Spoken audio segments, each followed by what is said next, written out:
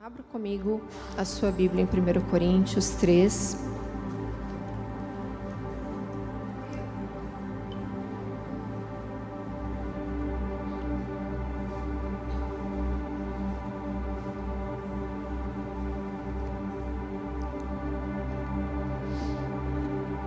Do 5 ao 9 nós vamos ler juntos. Afinal de contas, quem é Apolo? Quem é Paulo? Apenas servos por meio dos quais vocês vieram a crer, conforme o ministério que o Senhor deu a cada um. Eu plantei, Apolo regou, mas é Deus quem dá o crescimento. De modo que nem o que planta, nem o que rega são alguma coisa, mas somente Deus que dá o crescimento.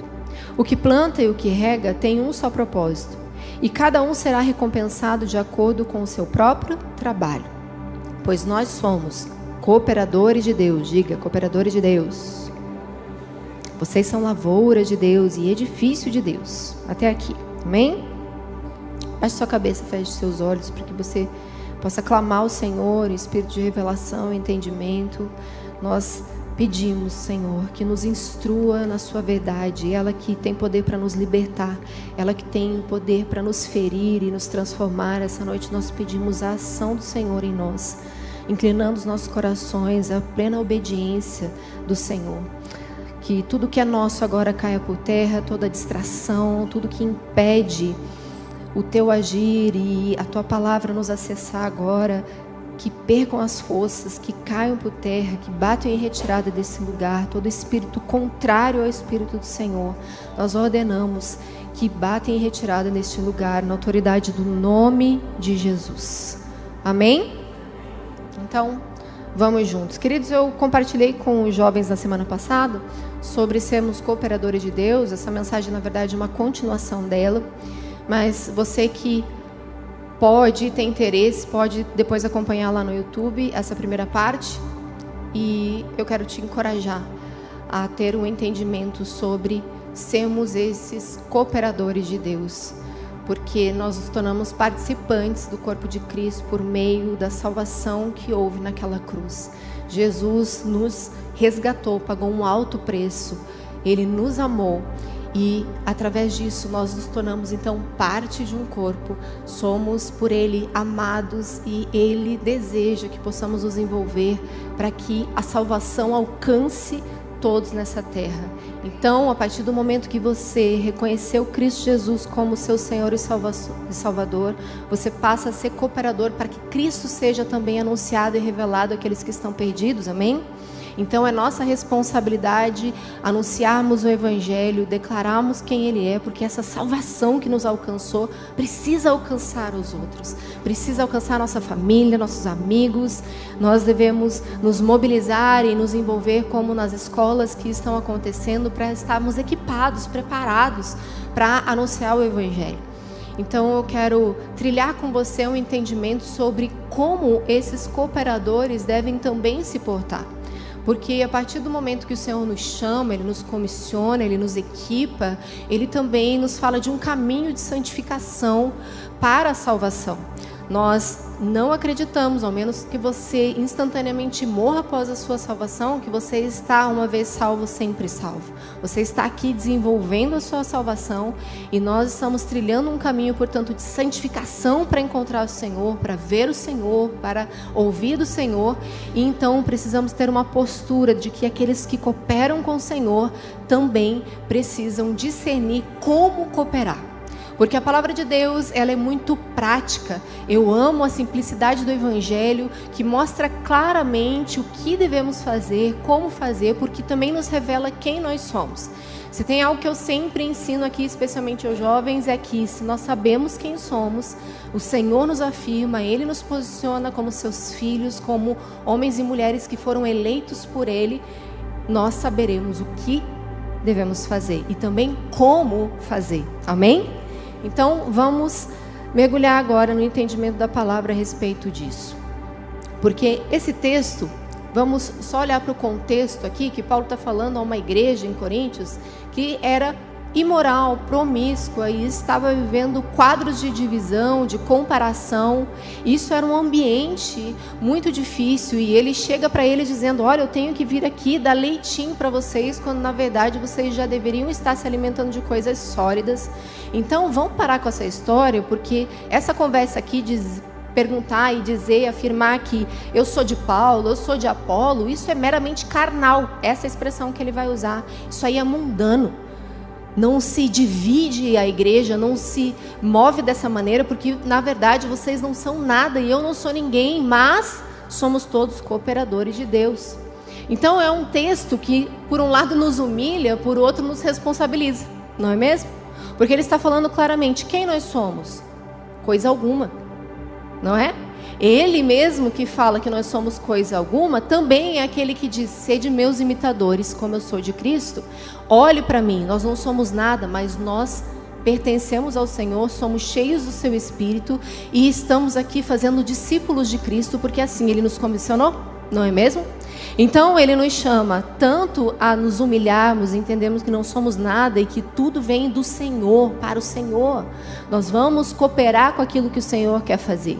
Então, por meio dos quais vieram a crer, essa é a expressão. Nós não somos nada, mas vocês são pessoas por meio dos quais as pessoas vieram a crer. Eu sou essa pessoa, você deve ser essa pessoa, você deve ser um canal do Senhor, você deve cooperar com o Senhor para que o Evangelho seja anunciado, pregado, e a sua vida precisa ser um testemunho, portanto, dessa verdade que te alcançou. Amém? Então, ele vai estabelecer propriamente aqui um padrão para nós vivemos. Como eu disse, em 1 Coríntios 11:1, ele vai dizer: sejam meus imitadores como eu sou de Cristo. E nós devemos ser aqueles que são capazes de dizer: me imitem. Você tem que poder olhar para o seu irmão que está do seu lado, você tem que evangelizar alguém e dizer para ela: pode me imitar porque eu estou imitando Jesus. Nós não acreditamos que a figura de um pastor, de um líder, é alguém que não se responsabiliza, que diz: olhe para Jesus, somente porque os homens são falhos. Essa é uma verdade. Você vai precisar olhar para Jesus, mas a sua vida precisa dar testemunho de Cristo, ter o Espírito Santo, para que Jesus seja revelado, por meio dos quais vieram a crer. Amém? Então a minha vida e a sua vida precisa ser, sim, uma imitação de Cristo. Quem Ele é, como Ele faz, como Ele procede. O caráter dele precisa ser revelado através de mim e de você. Amém? E quando a gente olha para Paulo, orientando especialmente Timóteo, você pode abrir lá em 1 Timóteo 4, do 12 ao 16...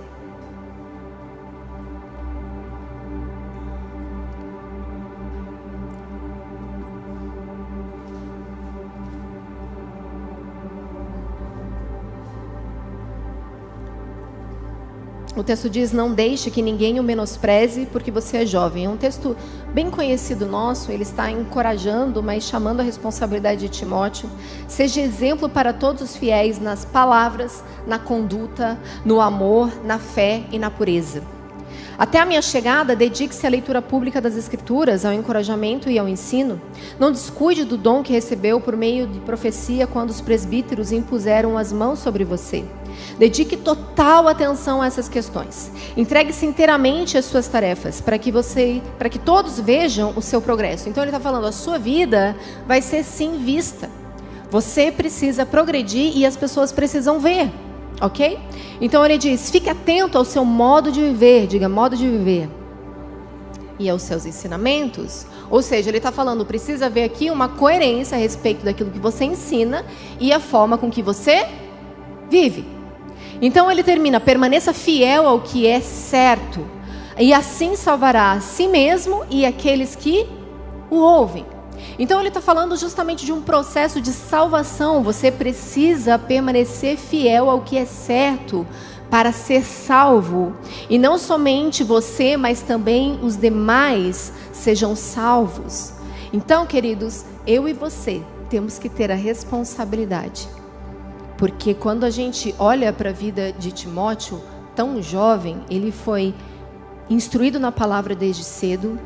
Ele aprendeu o Evangelho, aprendeu a palavra de Deus, e nós devemos, então, portanto, como ele, permanecer nas Escrituras, no entendimento de quem é o Senhor e dar razão da nossa fé. Porque nós não estamos falando apenas da nossa salvação, mas por meio de quem a salvação chegará a alguém. A minha vida e a sua vida podem ser essa ponte de salvação. Então, nós devemos claramente entender que a coerência ela é exigida. E quando a gente vê 1 Timóteo 2, do 8 ao 10, agora, vamos lá juntos, volta lá. Ele vai falar justamente sobre esse modo de viver.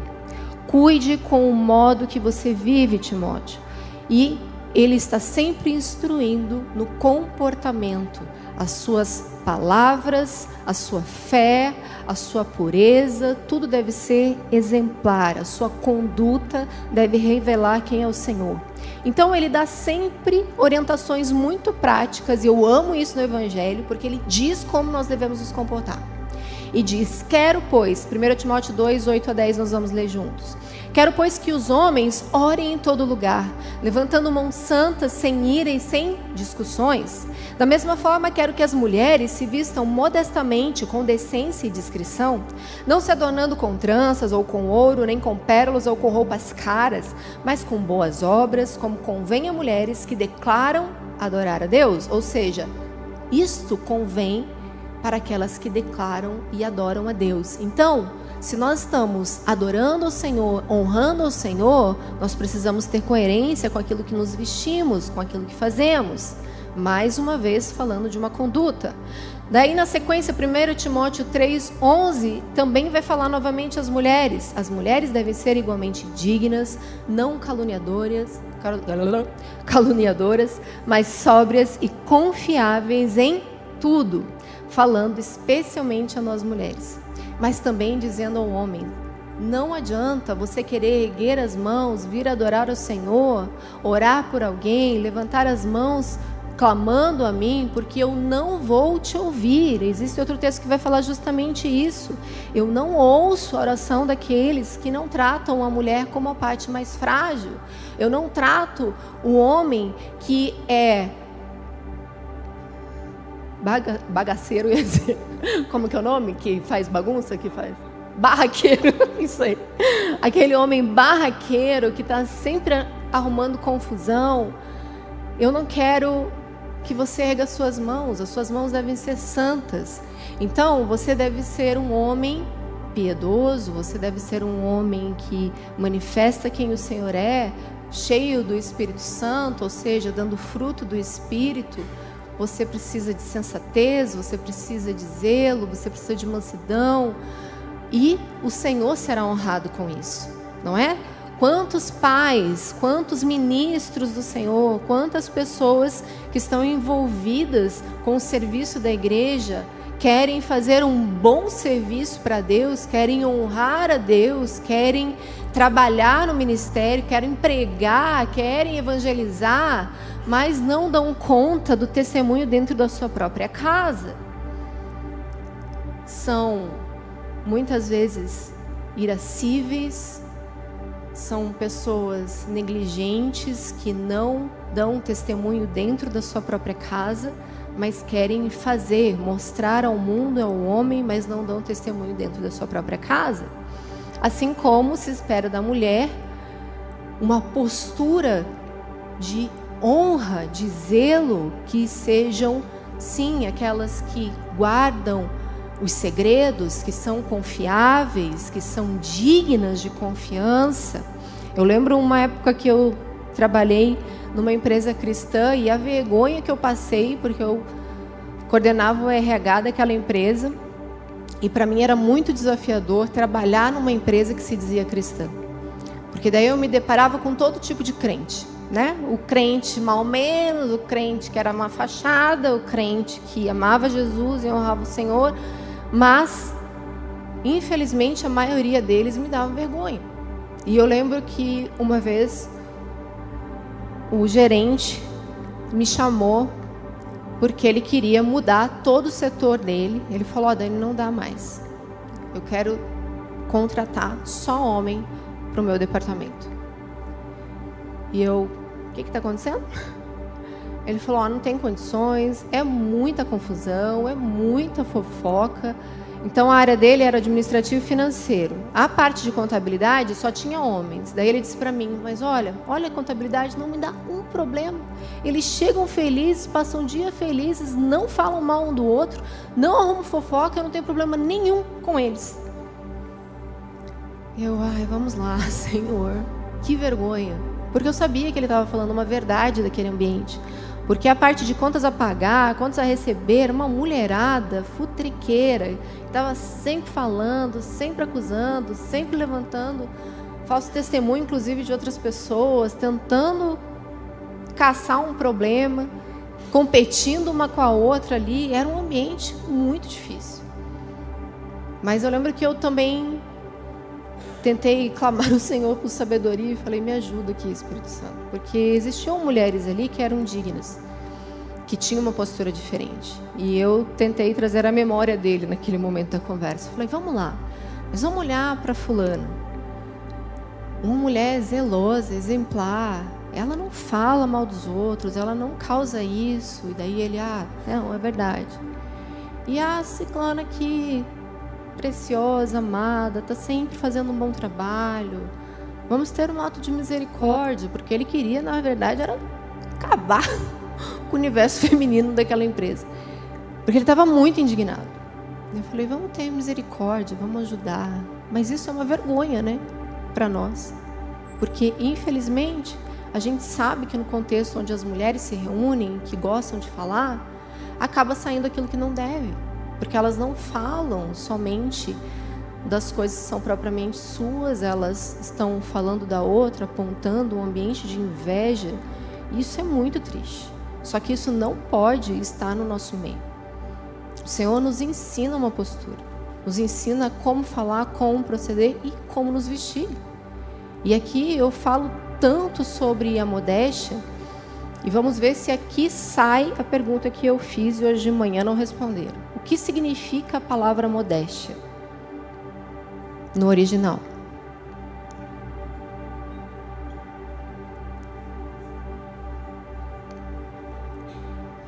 A palavra modéstia no original também significa simplicidade, mas vai falar de consideração para com o outro. Isso quer dizer que você não se veste para si.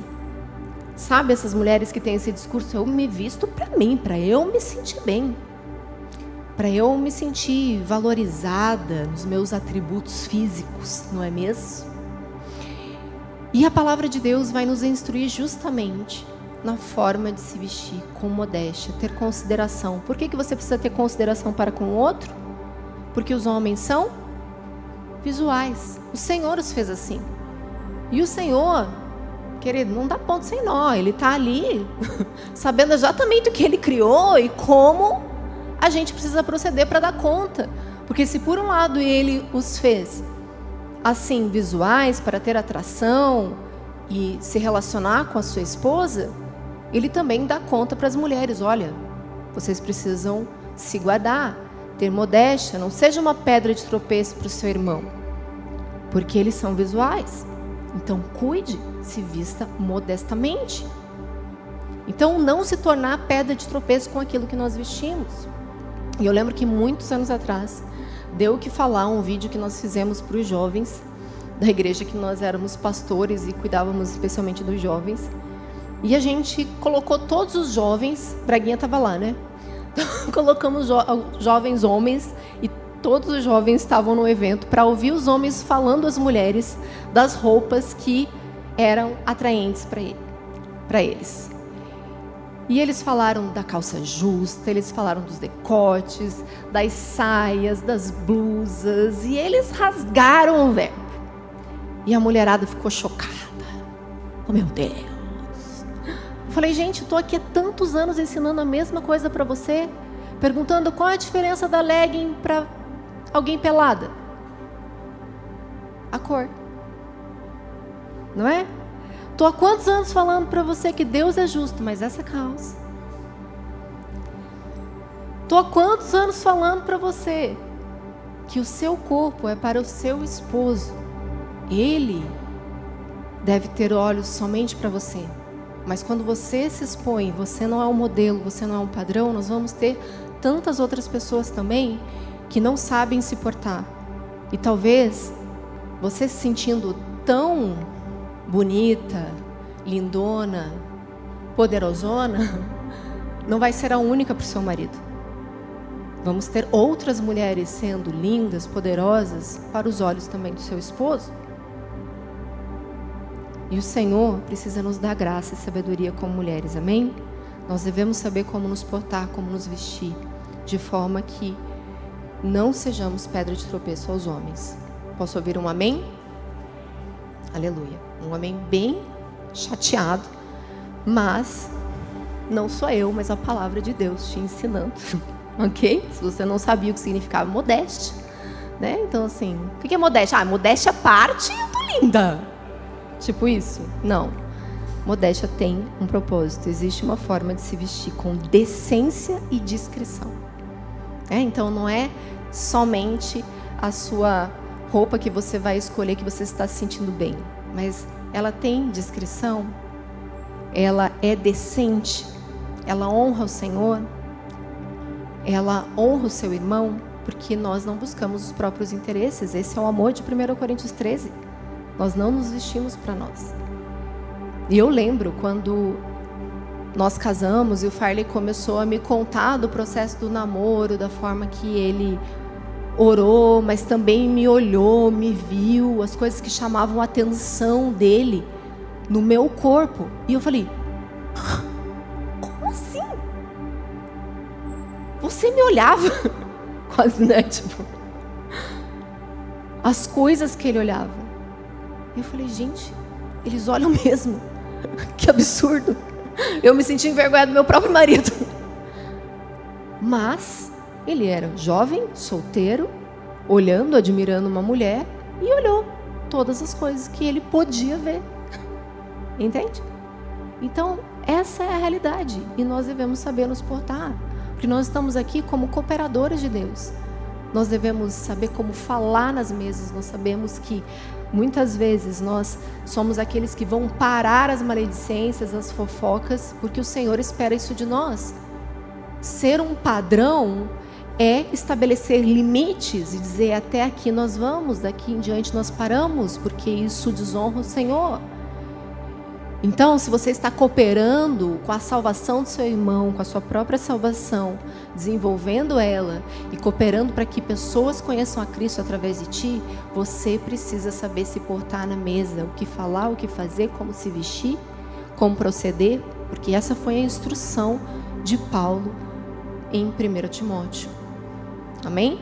E essa é uma palavra que não é exclusivamente, foi lá para Timóteo. Não, querido, isso aqui é a palavra de Deus. E ela é para nós, ok? Quando a gente fala dos atributos dos presbíteros, dos diáconos, são homens e mulheres que são encontrados daquela maneira. Eles não devem, isso aí, essa categoria, toda essa santidade, todo esse comportamento, essa conduta irrepreensível aí, são para os diáconos, para os pastores. Não. São pessoas que são encontradas dessa maneira, que já vivem esse padrão de vida. Então esse padrão é para todos nós. O padrão que é para o pastor, que é para o diácono, é para mim e para você. Amém? Então ele está estabelecendo aqui homens, mulheres, homens que levantam mãos santas sem ira e sem discussões. Homens têm essa natureza do próprio Deus, né? De ser aquele guerreiro, homem valente, mas que sabem tratar a parte mais frágil. Então, tenha valentia que tem o seu momento oportuno. Amém? Se vier guerra, você vai ser alistado, você vai poder mostrar toda a sua força, a sua violência, vai servir o exército. Mas você precisa ser um homem que é um padrão, levantando mãos santas, sem ira, sem discussões. Em nome de Jesus, tantos outros atributos, mas aqui a gente não está para falar do papel do homem e da mulher. Estamos para falar sobre os cooperadores de Deus de uma maneira geral. Próximo aspecto é a sabedoria.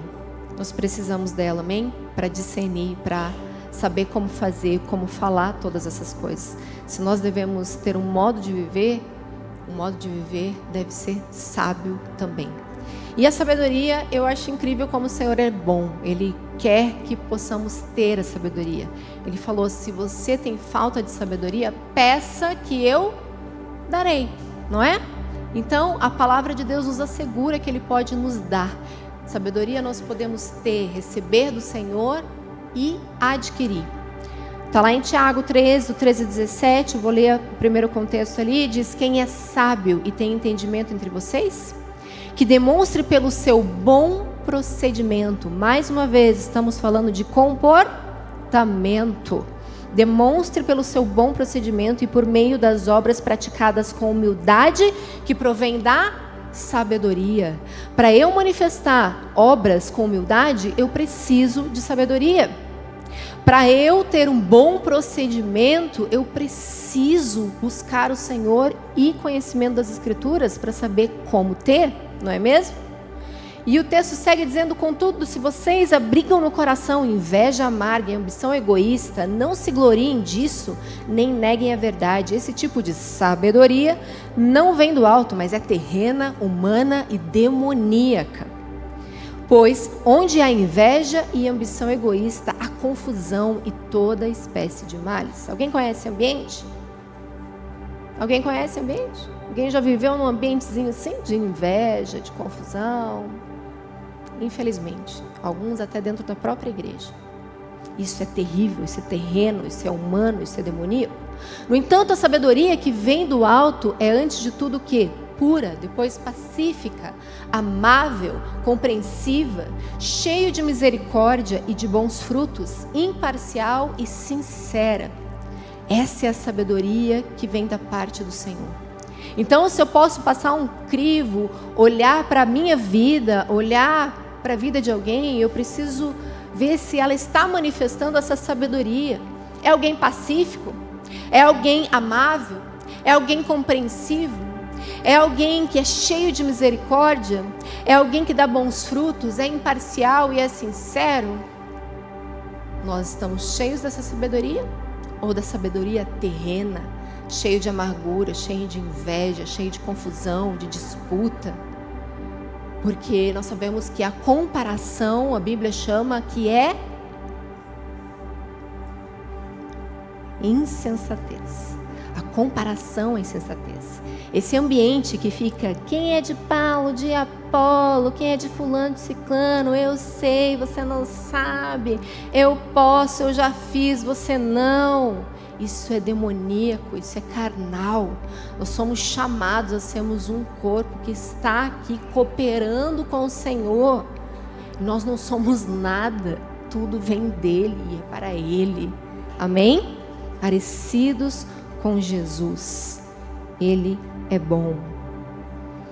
Então a sabedoria ela pode ser pedida, porque lá em Tiago um pouco antes, no 1, do 5 ao 8, se alguém de vocês tem falta de sabedoria, peça a Deus e Ele dá generosamente.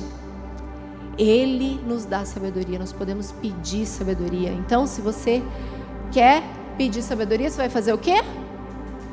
Orar, você vai falar com o Senhor, dizer, Senhor, eu preciso de sabedoria, me ajuda nos meus relacionamentos, me ajuda na empresa, me ajuda nos negócios, eu preciso do Senhor, me dê sabedoria. E Ele nos dará. Isso é uma promessa, é uma segurança, uma garantia. E se por um lado então eu posso pedir sabedoria, eu também posso adquirir sabedoria. Como adquirimos sabedoria? Onde tem um estoque de sabedoria? Quantos dão palpite de onde poderemos adquirir sabedoria? Muito que bem. Vamos lá abrir Provérbios 1.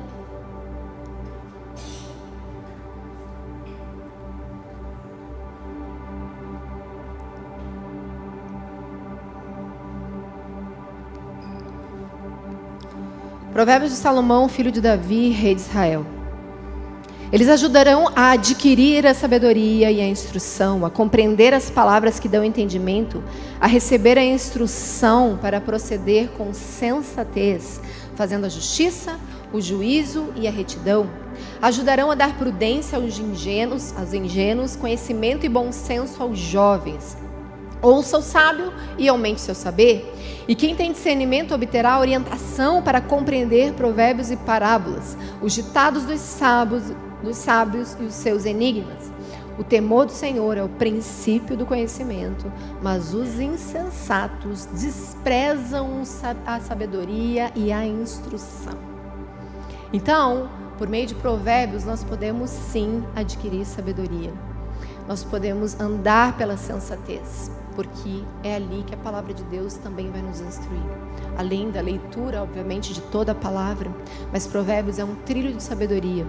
E eu confesso para você, estava conversando ontem com a Aline e abrindo meu coração com ela, porque ela estava falando de alguns aspectos que ela estava vendo a respeito do conhecimento da palavra ou não, e eu falei, olha, Aline, a gente tem que cuidar, porque nós devemos nos parecer com Jesus, sermos humildes como Ele, e a verdade é que muitas vezes eu já me deparei considerando e desprezando o outro, considerando insensato e desprezando aqueles que não meditam em provérbios. E eu conheci um grupo de um ministério amigo que não tem o hábito e deliberadamente desprezam o livro de provérbios. E eu lembro que foi uma luta no meu interior para eu não desprezá-los.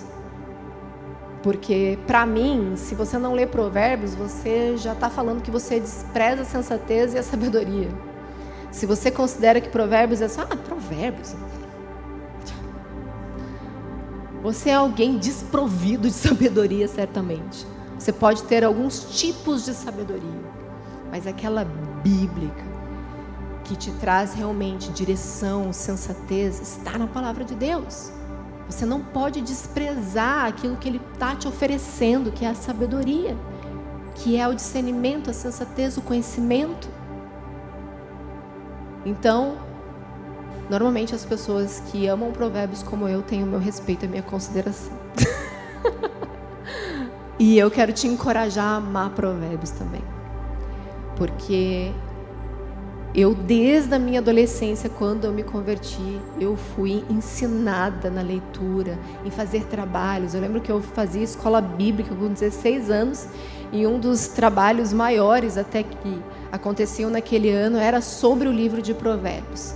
E a minha mãe já tinha feito a escola um ano antes de mim, e eu lembro como ela se debruçou nas escrituras, meditando em provérbios, e aquilo já me chamou a atenção, e basicamente eu fui fazer a escola porque eu vi como aquele livro transformou ela, ou como ela amou fazer aquele trabalho, como realmente a palavra de Deus encheu o coração dela. E quando foi a minha vez, eu abracei aquele livro e falei, Senhor, quanta sabedoria eu posso receber de Ti. E até hoje, nós estamos falando já de coisas já basicamente 30 anos atrás. Eu amo, porque esse é o poder da palavra de Deus. Você lê e tem coisas que parece que saltam aos teus olhos como você nunca tinha lido antes. Parece que aquele texto nunca existiu e de repente veio à existência aquela verdade. Parece que é sempre uma surpresa Provérbios para mim. Porque nós estamos digerindo, aprendendo. A palavra do Senhor, sempre ela é afiada e vai nos ferir e vai nos transformar, amém? Então existem muitos textos que nos ensinam também para proceder em provérbios. A forma de falar, a forma de conduzir as amizades, tudo tem ali. Então, se você precisa de sabedoria, adquira fazendo a leitura de provérbios, amém? Além de pedir ao Senhor. Outro aspecto que é muito importante está lá em Efésios, abra comigo 5.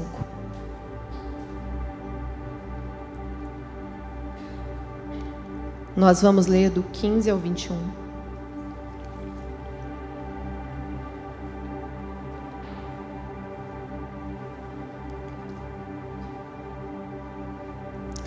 Tenha cuidado com a sua maneira de viver. Vamos lá, mais um texto falando maneira de viver. A forma com que você vive importa para o Senhor. Ele não quer somente o seu serviço, Ele não quer as suas mãos, Ele quer também com a forma com que você vive, para que honre aquilo que você está pregando e ensinando, amém? Tenham cuidado com a sua maneira de viver, que não seja como insensatos, mas como sábios, aproveitando ao máximo cada oportunidade, porque os dias são maus. Portanto, não sejam insensatos, mas procurem compreender qual é a vontade do Senhor. Diga, a vontade do Senhor. Não se embriaguem com vinho que leva à libertinagem, mas sejam cheios com o Espírito, falando uns aos outros com salmos, hinos e cânticos espirituais, cantando e louvando ao Senhor de coração, sempre dando graças a Deus, Pai, por todas as coisas, em nome do nosso Senhor Jesus Cristo. Sujeitem-se uns aos outros no temor do Senhor. E aqui eu já vou juntar as duas coisas que nós precisamos: o enchimento do Espírito de Deus e o entendimento da vontade de Deus para nós. Então, queridos, discernir o que o Senhor tem para nós é parte do processo da formação daquele que coopera com Deus. Porque você precisa entender como o Senhor está contando contigo, como o Senhor quer te conduzir ao chamado, ao propósito. E como eu vou fazer isso se não sendo cheio do Espírito, tendo entendimento no Espírito, a instrução no Espírito, a revelação no Espírito da sua vontade?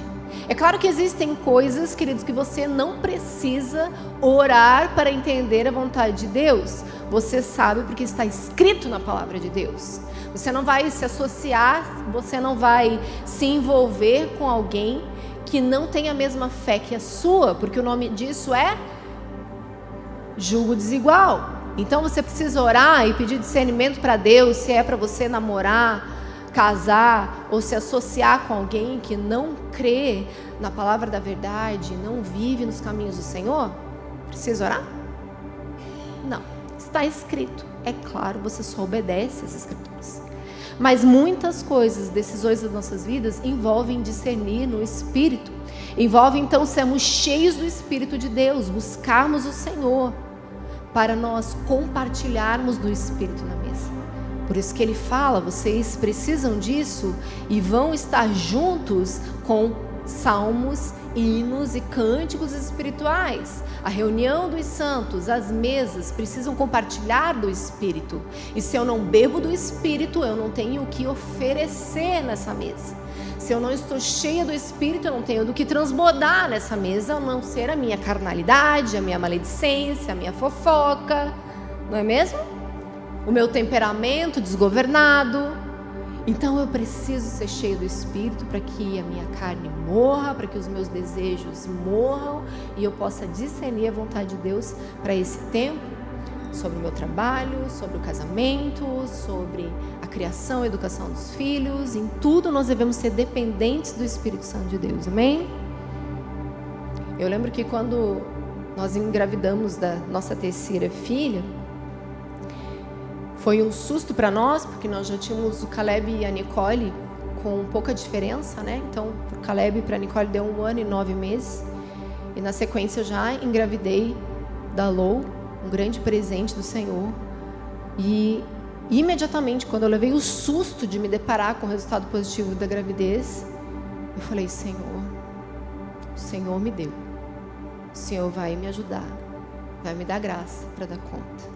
E filhos são esse realmente papel para nos forjar, para nos ensinar a depender do Espírito Santo. Tinha dias que eu abraçava o Caleb no meu colo ainda muito pequeno e eu clamava ao Senhor, eu preciso de sabedoria, eu preciso de discernimento, eu preciso ser cheia do Teu Espírito para educar os meus filhos no Seu caminho, de maneira que eles honrem o Seu nome, que eles vejam o Senhor na minha vida. Então nós somos totalmente dependentes do Senhor em várias áreas. E nós muitas vezes, olhando para outras áreas, vivemos a nossa vida como se o Espírito Santo fosse alguém a ser consultado, alguém a ser suplicado no momento da angústia, no momento de uma decisão difícil. Não, o Senhor se relaciona conosco, Ele habita em nós. E Ele está dia após dia, momento após momento, querendo nos instruir, nos revelar a sua vontade. Amém? E é por isso que quando a gente olha para Mateus 7:21, Jesus vai dizer, olha, nem todo aquele que me diz, Senhor, Senhor, entrará no reino dos céus, mas apenas aquele que faz a vontade do meu Pai que está nos céus. Amém? Então ele está dizendo justamente nesse contexto que muitos chegarão para ele dizendo, mas Senhor, em seu nome expulsei demônios, fiz milagres. Mas ele vai dizer, olha, não vos conheço. Então, ter o discernimento da vontade de Deus por meio do Espírito vai nos fazer acessar a salvação. Nós discernimos a vontade de Deus, queridos. É condição para a nossa salvação. Fazer a vontade do Pai. Essa é a instrução do Senhor e Jesus nos alertou. Essa semana, inclusive, eu postei nas redes um livro que vai ser lançado pelo Jesuscope que diz Igreja não é empresa. E eu falei, a que ponto chegamos, não é mesmo? Temos que falar sobre isso, que igreja não é uma empresa. Que existe uma realidade onde a igreja foi sendo forjada e levada por um caminho, por uma cultura de espetáculo, onde existem luzes, homens ao centro, pessoas sendo valorizadas, engrandecidas pelo seu conhecimento, e elas são basicamente um nome quase acima do nome de Jesus no coração de algumas pessoas. Isso é uma tristeza. Essa cultura do espetáculo, essa cultura da empresa, de uma igreja excelente foi se formando, e eu fico me perguntando, será que nós teremos ainda, compartilhei isso nos stories dessa semana, será que ainda teremos pastores, homens, gestores de igreja, que ainda conseguirão chegar diante da presença do Senhor dizendo, em teu nome expulsei demônios? Porque muitas vezes nem isso a gente vê mais. A gente não vê libertação, a gente não vê pessoas sendo tocadas por outros homens de Deus para serem libertas no sentido de realizar o propósito de Deus para que essa pessoa seja completamente livre de demônios, orar especificamente para que essas pessoas reconheçam Cristo Jesus e desfaçam todas as alianças com o inimigo. Será que ainda existem essas pessoas? Será que ainda estamos fazendo isso? Porque isso aqui, querido, não é para o pastor, não é para o líder também, né? Todos nós estamos sujeitos a chegar diante do Senhor. Só que daí eu me pergunto, será que hoje a categoria pastoral vai chegar diante do Senhor e vai dizer o quê? Eu não estava expulsando demônio, não estava fazendo milagres, mas eu estava o quê? Organizando. Sabe quantas noites de sono que eu perdi planejando uma igreja, uma estrutura? Sabe quanto tempo que eu perdi treinando pessoas para uma recepção incrível? Sabe quanto tempo eu me dediquei na pesquisa e no orçamento das melhores cadeiras para que os fiéis sentassem? Sabe quanto tempo eu me dediquei e esperei para que os recursos estivessem e nós pudéssemos construir, fazer, ter? Será que será esse o discurso? Porque nós não estamos mais vendo nem mesmo movimentos espirituais de libertação, de cura. Nós precisamos voltar à realidade do Evangelho, nos deparar com essa situação vergonhosa como Igreja de Jesus, que não está buscando a vontade de Deus, mas muitas vezes apenas entrando num esquema de fazer igreja, de reunir-se todos os domingos, de encontrar-se durante a semana nos grupos caseiros, uma medida protocolar, muitas vezes apenas satisfatório na alma, querem ser encorajados para a semana, para que você tenha fé, para que você vença, para que você conquiste. Quem nós estamos formando? Discípulos de Cristo ou discípulos do seu próprio egoísmo, do seu próprio ego? E levar as pessoas a essa compreensão, queridos, precisa passar por nós essa revelação de que nós devemos discernir a vontade de Deus, e para isso eu preciso do Espírito, porque Ele é aquele que intercede por mim, por você. Amém? E essa é a verdade. Salmo 143, 10 diz: ensina-me a fazer a tua vontade, pois tu és o meu Deus. Que o teu bondoso Espírito me conduza por terreno plano. Aqui é a dependência do Espírito para entender a vontade de Deus. Outro aspecto também é sobre a meditação da lei, que vai trazer a revelação da vontade de Deus. Salmo 48 diz: tenho grande alegria em fazer a tua vontade, meu Deus. A tua lei está no meu coração, então eu me alegro em fazer a tua vontade, porque eu conheço a sua vontade por meio das Escrituras. Então eu preciso ser alguém que, para cooperar com Deus, está tendo revelação e entendimento de quem Ele é por meio das Escrituras. Eu medito na palavra de dia e de noite, então eu entendo o que o Senhor quer que eu faça. Romanos 8, abra comigo.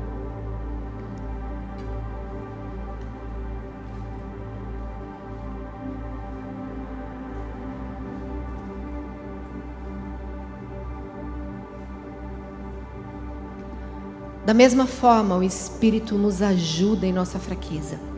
Do 26 ao 27. Pois não sabemos como devemos orar, mas o próprio Espírito intercede por nós com gemidos inexprimíveis.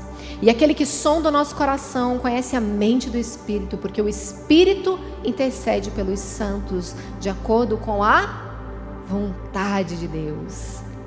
Eu quero discernir a vontade de Deus. Eu quero fazer a vontade de Deus, mas eu não oro. Mas eu não oro no Espírito, eu não sou cheio do Espírito. Eu quero que o profeta revele, eu quero que o pastor me aponte o caminho, mas eu não quero me dedicar à meditação das Escrituras e nem me dedicar a buscar o Espírito Santo. Isso não faz sentido. A responsabilidade pelo enchimento do Espírito é minha e sua.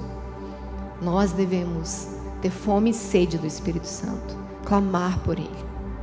A oração em línguas é essa oração que você muitas vezes não compreende, mas está orando a vontade de Deus. Você está declarando a vontade de Deus.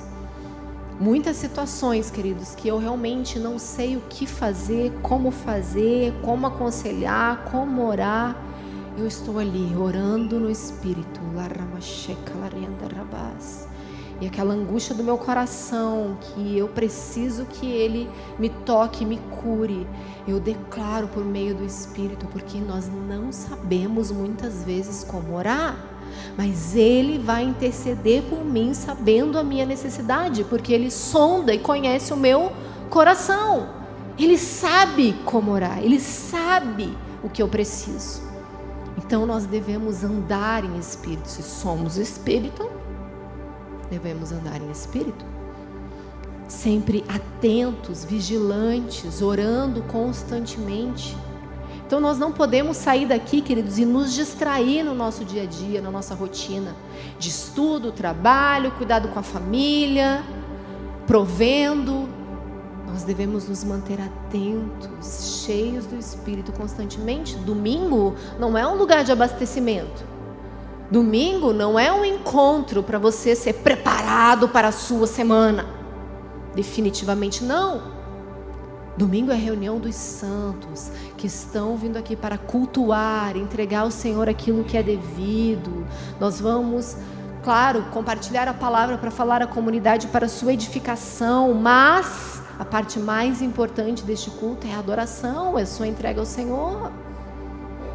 E muitas vezes você não consegue nem se conectar com o que está acontecendo aqui. Essa adoração fica extensa demais para você, fica cansativa demais para você, porque você não tem essa vida no Espírito de adorar, de clamar ao Senhor durante a semana. Você não consegue passar nem 5 minutos na presença de Deus, em meditar nas Escrituras. Todas as vezes que eu falo, abra aqui, abra lá, você não consegue nem encontrar às vezes, porque você não tem familiaridade com a palavra de Deus, com a Bíblia. Você se debate, porque você não lê as Escrituras durante a semana. Mas o Senhor nos convida a sermos aqueles que meditam nela dia e noite. Esse é um chamado para todos nós. Não é para os pastores, não é exclusividade dos líderes, é para todos nós. Conhecemos a vontade de Deus. Não existe uma categoria em que você está isento do conhecimento das Escrituras. Você tem sim aqueles que vão ser mestres, que vão estudar de uma maneira e ter uma revelação diferenciada, mas para todos nós é devido o conhecimento das Escrituras. Nós vamos todos prestar contas diante de Deus, não é mesmo? Todos somos chamados a cooperarmos com o Senhor, e cada um na sua medida. Talvez a sua medida seja dentro da sua própria casa, dos seus vizinhos. Talvez a sua medida seja no meio da universidade, com grandes grupos, palestras, empresas, o mundo corporativo. Talvez você esteja assim num púlpito pregando a multidões. Nós não sabemos qual a medida de cada um, mas sabemos o que é responsabilidade para todos, que é ser cheio do Espírito. Então, o Marlon não tem que buscar menos ao Senhor porque o Theo Hayashi tem um outro alcance, porque ele fala a multidões. Então ele precisa buscar bem mais, ele precisa estudar bem mais, ele precisa orar mais. É para todos. Até porque, surpreendentemente, infelizmente, muitas pessoas que são vozes lá fora, muitas vezes não tem nem tempo para buscar o Senhor como deveria. Isso é uma vergonha. Não estou falando nem do Theo, tá? Não sei, não conheço a vida dele. Mas essa é uma realidade. Pastores e líderes com tantas demandas da organização, da igreja, dos treinamentos, das palestras, dos eventos, estão tão atarefados, tão cheios de coisa para fazer, que não tem mais tempo com o Senhor. E não discernem nem a vontade do Senhor para aquele tempo. Será que é isso que o Senhor tem? Um zelo e um temor que a gente tem como presbitério e igreja aqui é discernir se de fato um evento é para acontecer, se um amigo é para vir ministrar. Nós não queremos fazer por fazer. Nós não queremos aproveitar oportunidades. Nós não queremos levantar recursos através de pessoas. Nós queremos discernir a vontade de Deus e corresponder com aquilo que Ele quer fazer, porque nós daremos conta diante do Senhor. Amém? E nós precisamos trilhar essa sabedoria, portanto, esse enchimento do Espírito Santo, esse discernimento da vontade de Deus, por meio do conhecimento das Escrituras. Colossenses 3,16, que a palavra de Cristo habite plenamente em vocês, diga plenamente. Ensinem e aconselhem uns aos outros com toda a sabedoria, cantem salmos, hinos e cânticos espirituais com gratidão no coração. Nós falamos muito aqui a respeito do princípio da mutualidade, como esse movimento de uns aos outros deve acontecer. Nós encorajamos a exortação mútua, nós encorajamos o aconselhamento, mas por meio de um conhecimento das Escrituras. Então, se é devido para o corpo de Cristo esse movimento, é devido também ao conhecimento. O que você transborda na mesa é fruto de conhecimento ou de achismo? De impressões, de sentimentos, ou mesmo de experiências? O que você compartilha com o seu irmão, com o seu amigo, é fruto do quê? O que você está transmitindo? A palavra de Deus? O aconselhamento, ele é bíblico? Você é capaz de apontar nas Escrituras aquilo que o seu irmão deve fazer? Nós devemos ter essa capacidade. 2 Timóteo 3, então, do 15 ao 17. Ele está falando justamente com ele sobre esse conhecimento que ele tem. Abra comigo lá novamente, 2 Timóteo 3, 15 a 17. Porque desde criança você conhece as Sagradas Escrituras, que são capazes de torná-lo o quê? Sábio para a salvação por meio da fé em Cristo Jesus. Toda a Escritura é inspirada por Deus, útil para o ensino, para a repreensão, para a correção, para a instrução na justiça, a fim de que o homem de Deus seja apto e plenamente preparado para toda boa obra. Se eu e você vamos cooperar com o que o Senhor está fazendo, eu e você precisamos ter conhecimento das Escrituras de Deus. Amém? Ela é poderosa para isso. Ela vai instruir, ela vai ensinar, ela vai repreender, ela vai corrigir para a justiça. Esse é o poder. E toda a palavra de Deus é poderosa para isso. Não é seletivo. Não é pegar uma parte do Evangelho. Não é escolher aquilo que te convém, aquilo que faz sentido, aquilo que cabe para você naquele momento. Não. Toda a Escritura precisa estar revelando Cristo a nós e apontando a sua vontade. Então, por isso que eu preciso ler as Escrituras, ter lido toda a Bíblia, e ler e continuar, e nos dedicar a conhecer, porque essa é a nossa vida eterna, conhecer o Senhor. Por isso que nós não podemos nos encontrar nessas reuniões aqui e nos cansar facilmente, porque estaremos um dia, numa eternidade, conhecendo, contemplando. Se você cansa aqui, você não pode nem ter esperança de uma eternidade. Se é enfadonho para você estar na presença do Senhor e parar para ouvir o Senhor e ler as Escrituras, quero te dizer, tema hoje e se agrade hoje do seu Deus, porque você tem uma eternidade que será de conhecer o Senhor para sempre, se dedicar a Ele inteiramente. Então tem que ser um prazer para nós, uma alegria para nós, adorar o Senhor, entregar aquilo que é devido, meditar nas Escrituras, porque ela é revelação de Cristo para nós. Um pouquinho antes, 2 Timóteo 2,15, fala: procura apresentar-te a Deus como obreiro aprovado, que não tem do que se envergonhar, que maneja corretamente a palavra da verdade. Então isso não é, sabe, o obreiro da igreja quadrangular? O diácono da igreja quadrangular? Você é um obreiro do Senhor? Não é sobre isso. Todos nós somos chamados à obra do Senhor a partir do momento que o conhecemos. É para todos nós o conhecimento e manejar a palavra da verdade. Nós estamos revelando quem é Cristo. E se você pode dizer a alguém, seja o meu imitador, é porque você está olhando para Jesus por meio das Escrituras. Você está tendo revelação de quem Ele é e você está obedecendo a sua vontade. Então você é totalmente imitável. Ou pelo menos deveria ser. Eu e você temos que revelar a Cristo. E o Espírito Santo está clamando, está nos chamando como igreja, querendo nos equipar, nos preparar. Está aí, escola de missões, escola bíblica aos domingos. Nós temos a plataforma Valentes pela Verdade, que está à sua disposição para que você possa crescer no conhecimento das Escrituras, conhecer no discernimento da vontade de Deus, então, através da palavra.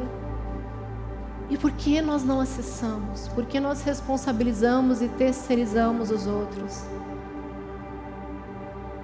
Se o Senhor nos chama, todos nós, a cooperarmos, no entendimento de que nada somos, porém somos servos, por meio dos quais irão muitos crer.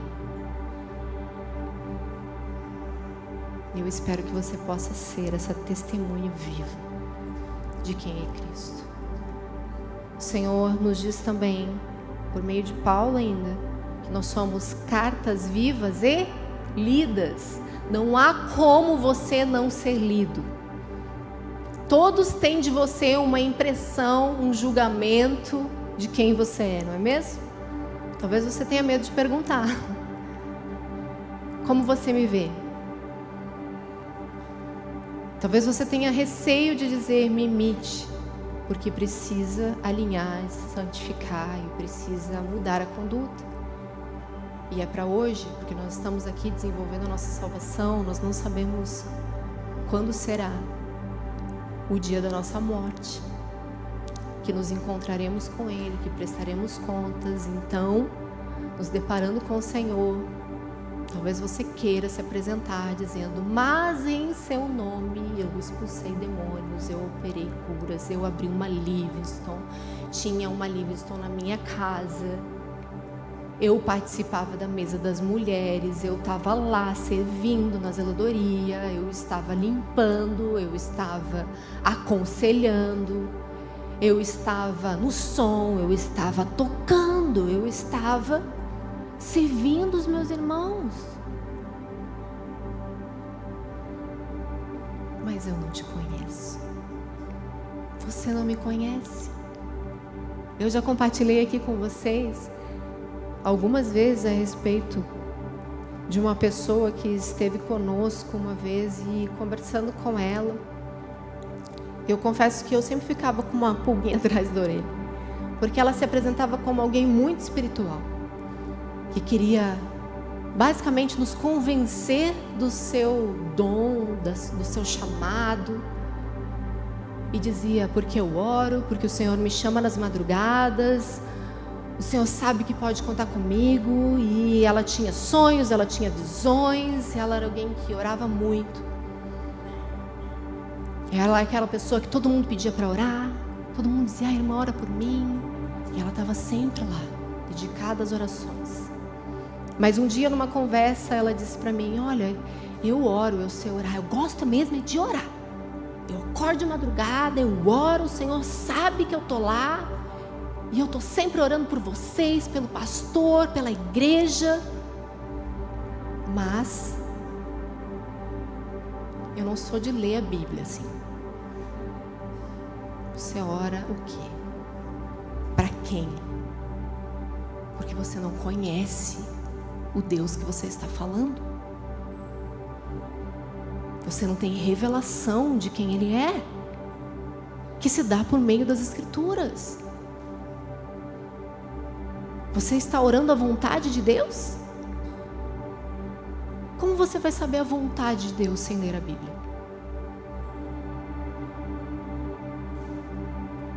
Isso é tão forte, tão pesado, porque foi essa pessoa que se levantou contra o espírito profético dessa igreja, que numa profecia simples que ela recebeu, ela negou o próprio espírito e disse: isso não é de Deus, eu não aceito, eu não recebo. E eu falei: tá tudo bem, se não faz sentido, afinal de contas, o que diz a palavra de Deus?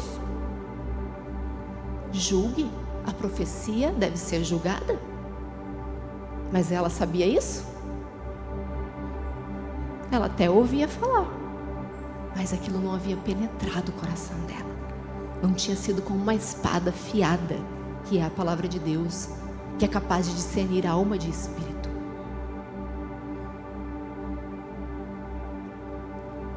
E foi um caminho muito tenebroso que ela trilhou, porque ali se revelou quem ela realmente era. Alguém que não conhecia o Senhor, alguém que servia muitas vezes ao diabo, alguém que dedicava-se às orações de um Deus desconhecido. E ali a sutileza do inimigo que foi levando ela para o engano, para a mentira. Isso é pesado, porque o espírito de engano nasce justamente do seu afastamento das Escrituras. As sutilezas do inimigo, as setas do maligno são lançadas e o seu coração aceita e recebe, porque você não está colocando dentro de si as sementes corretas, que é da palavra de Deus, que está caindo e penetrando o seu coração. É a palavra de Deus? Ou são os conteúdos das redes sociais, os ensinos das faculdades, aquilo que você está recebendo de homens? A palavra de Deus precisa habitar ricamente em nós. É ela que vai nos fazer discernir, vai apontar o caminho, vai nos mostrar para onde ir, não é? Lâmpada para os meus pés. É tão poderoso quando a gente começa a provar de quem o Senhor é. Provar da bondade do Senhor ao sermos cooperadores com Ele. Mas eu preciso ter um coração ensinável e cheio do Espírito, cheio dEle, cheio da sua vontade. Alguém compartilhou comigo a respeito de alguém que recebeu uma palavra profética, e a palavra era: faça tudo o que está em seu coração. Assinado Satanás. Quem recebe uma palavra como essa? Quem aceita uma palavra como essa? Quem não conhece as Escrituras. Isso é totalmente incoerente com a verdade. Isso é assustador. Como eu vou discernir que uma palavra veio da parte do Senhor por meio do seu Espírito que habita em nós, da palavra de Deus? Então eu sou capaz de discernir: não, isso faz sentido, isso não faz. Eu não vou me opor ao profeta que errou. Eu vou discernir e entender que a Bíblia diz que a palavra deve ser julgada. E o mesmo homem que profetiza coisas certas pode profetizar coisas erradas. A palavra de Deus diz que em parte profetizamos, em parte conhecemos. Eventualmente nós podemos errar, porque a palavra de Deus diz que nós devemos julgar. Por quê? Está sujeito à nossa humanidade. E está tudo bem. Nós não precisamos nos levantar contra o Espírito de Deus. Nós precisamos conhecer a palavra de Deus, ter revelação, entendimento e nos submeter a ela. Amém? Nós vamos agora avaliar as nossas próprias vidas. Porque uma palavra como essa, querido, não é sobre o outro definitivamente. Muitas vezes nós ouvimos e ficamos pensando nas outras pessoas que deveriam estar ouvindo essa mensagem. Mas ela passa por mim e por você. Porque nós cremos que esse é um ano que o Senhor está contando com os seus cooperadores para a grande colheita que está por vir. É chegado o tempo do fim, nós precisamos nos preparar. Existe um tipo de pessoa que o Senhor vem encontrar. 2 Pedro 3 vai falar justamente sobre esperarmos e apressarmos a volta do Senhor. E que tipo de pessoas nós devemos ser? Aqueles que são encontrados em paz, imaculados, irrepreensíveis. Então a nossa conduta, a nossa vida está falando justamente daquilo que está dentro de nós. A boca fala do que o coração está cheio. Então a forma que eu estou conduzindo as mesas, eu estou nos meus relacionamentos, no meu trabalho, dando testemunho, tudo isso está revelando quem eu creio, para onde eu estou indo. O Senhor está nos preparando para esse grande dia. Não há ninguém aqui pronto, perfeito, mas todos nós estamos sendo aperfeiçoados. Nós estamos todos aqui desenvolvendo a nossa salvação. Sempre haverá espaço para crescimento, para mudança. Não há alguém aqui que possa se dizer pronto, preparado. Não, estamos todos orando para Jesus e sendo transformados. Se existe uma glória para vir e nos transformar, existe uma permanente mudança e transformação aqui para acontecer. Em mim e em você. Então, se durante toda essa mensagem, talvez você ficou vendo o cisco no olho do seu irmão e não está percebendo a trave do seu, é o momento de você encontrar lugar de arrependimento, tirar essa trave para que você possa se ver a sua condição. Será que primeiro você tomou a decisão de cooperar com o Senhor? Será que você se vê como essa pessoa que nada é? Ou você se compara com insensatez, dizendo: mas eu já fiz, eu sei fazer, ou já fiz o suficiente, não preciso mais? ou eu já tenho conhecimento, ou um dia todos verão. Primeiro, você olha para Jesus, para se parecer com Ele agora, e ter a humildade de reconhecer que nada é, mas é um servo dele. Então, primeiro, essa decisão que você precisa tomar. Você quer ser de fato um cooperador de Deus? Que nesse texto vai nos humilhar e nos responsabilizar. Você está pronto para assumir a sua responsabilidade de cooperador? E como cooperador, você entende que já é um padrão e você é capaz de virar para o seu irmão do seu lado: seja o meu imitador como eu sou de Cristo? Aqui é a sua primeira passada, é o primeiro degrau. Será que como um padrão você tem buscado a sabedoria, o discernimento para dar passos, para instruir, para aconselhar, para se portar como uma mulher modesta, confiável, imitável, um homem que levanta mãos santas, que não é irascível, que é pacificador, que é manso como o Senhor? Será que você está plenamente cheio do Espírito ao ponto de realmente a sua carne está sendo vencida todos os dias, mortificada, onde os seus desejos não são priorizados? Será que você está cheio o suficiente do Espírito para transbordar dele na vida de outras pessoas? Será que você, por meio desse Espírito, tem discernido a vontade de Deus e mergulhado no conhecimento das Escrituras? A palavra de Deus está habitando ricamente em você? Você está apto para dar razão da sua fé? Ou você precisa mergulhar ainda mais? O Senhor está nos chamando a isso hoje. Um lugar de arrependimento. O Senhor está nos ferindo como igreja, para levantar cooperadores que vão ser conhecidos por Ele, porque fazem a sua vontade, que estão sim expulsando demônios, curando enfermos, estão anunciando o Evangelho, mas como aqueles que são de fato conhecidos por Ele, porque se preocupam com a vontade de Deus, estão querendo ouvir a vontade de Deus, estão querendo obedecer à vontade de Deus.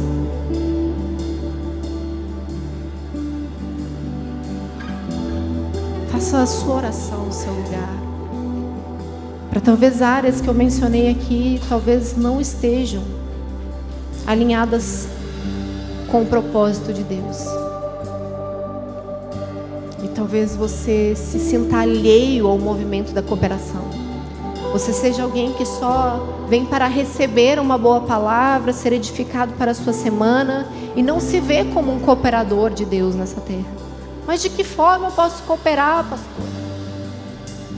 Sendo um testemunho de quem Ele é, fazendo discípulos, anunciando quem Ele é, pregando o Evangelho e com a sua própria vida, uma carta que é lida. Você não precisa de um púlpito, você não precisa de um ministério, você precisa corresponder à vontade de Deus.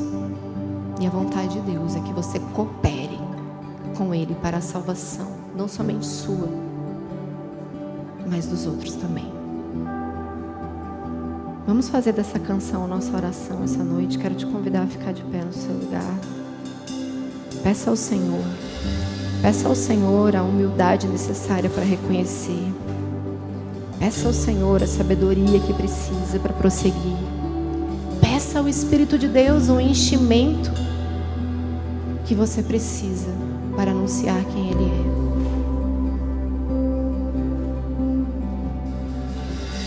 Essa é a minha oração,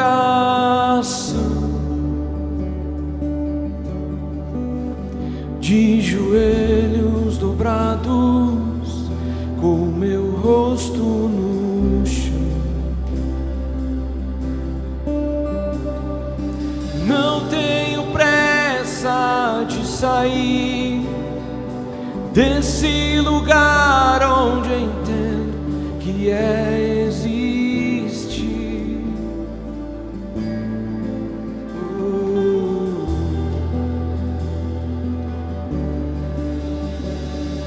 Sua presença é real, nunca senti nada igual.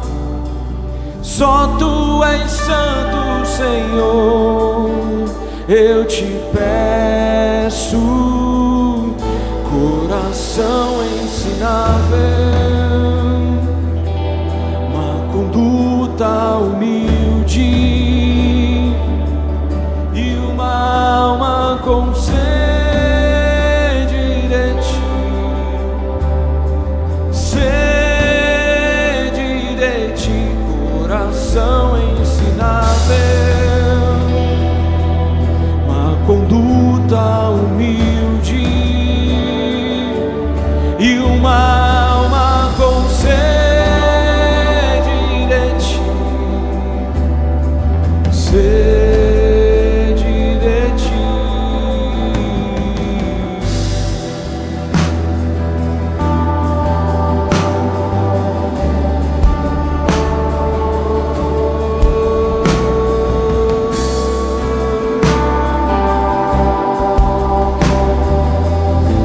Essa é minha. Essa é a minha oração, de joelhos dobrados, com meu rosto no chão. Não tenho pressa de sair desse lugar onde entendo que é existir.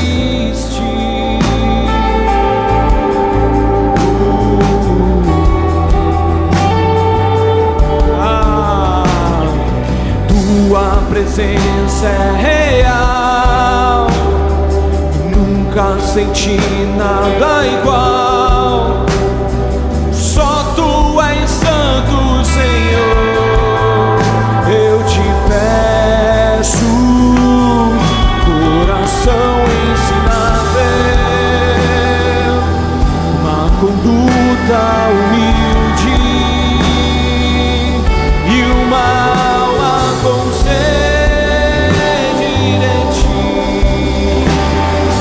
Sede de Ti, coração ensinável, uma conduta humilde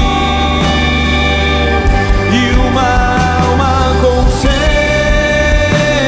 de Ti.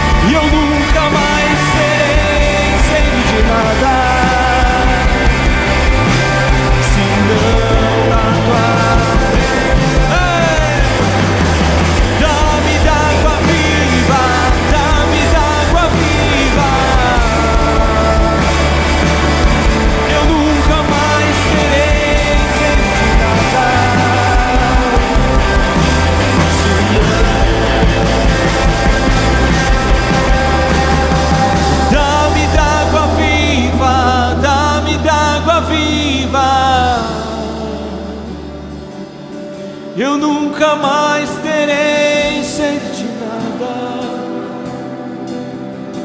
senão da tua presença.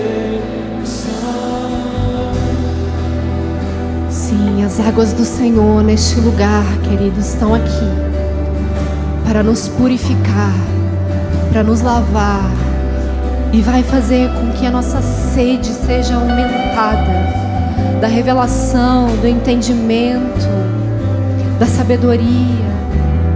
Deixe que essas águas fluam aqui. Abra o seu coração, peça por essas águas. Peça que essas águas limpem agora a mente, o coração. Que haja agora a purificação do Espírito, que vai levar você à clareza, à revelação da vontade de Deus. Clame ao Senhor no seu lugar. Clama ao Espírito de Deus. Aquele que nos purifica, nos transforma, é aquele que também nos consola, é aquele que nos cura. Ele está aqui.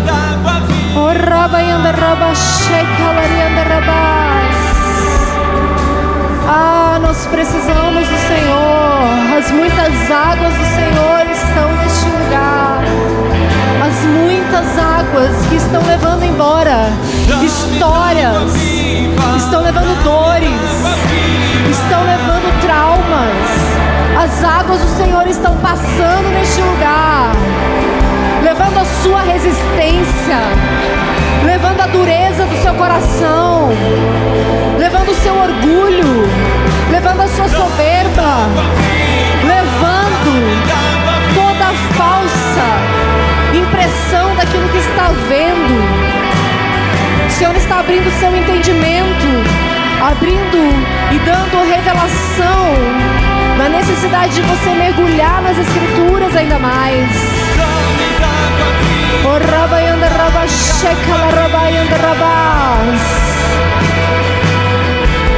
Eu vejo o Senhor mudando o rumo, o Senhor apontando uma nova vontade, apontando aqui, dando direção clara.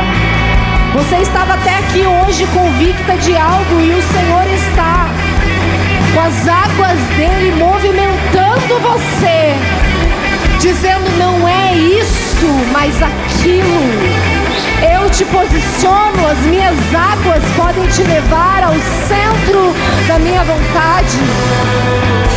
Deixa essas águas entrar.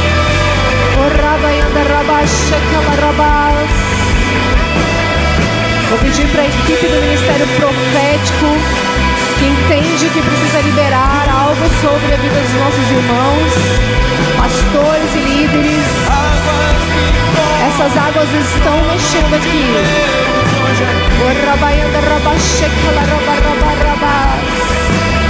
Abra.